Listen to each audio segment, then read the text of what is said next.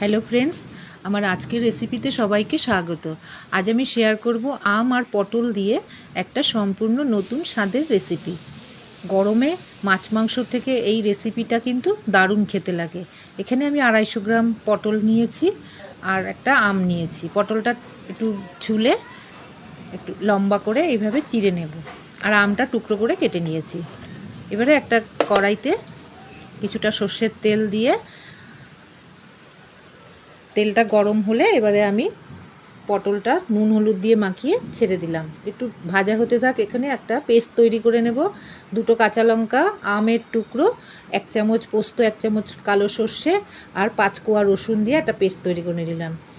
এদিকে আমার পটলটা লাল লাল করে ভাজা হয়ে গেছে। এবারে কড়াইতে কিছুটা সর্ষের তেল দিয়ে শুকনো লঙ্কা দিয়ে দিলাম, আর দিয়ে দিলাম 1 চামচ 5 ফোড়ন। ভালো করে একটু ভেজে মশলার পেস্টটা দিয়ে দেবো।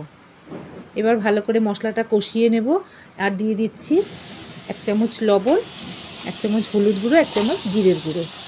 ভালো করে কষিয়ে নিয়ে পটলটা দিয়ে দিলাম। পটলটা দিয়েও আমি ভালো করে কষাবো। এইবারে একটু জল দিয়ে ভালো করে ফুটিয়ে নেব। চিনি দিয়ে দিলাম একটু। তৈরি হয়ে গেল আমার আম পটল।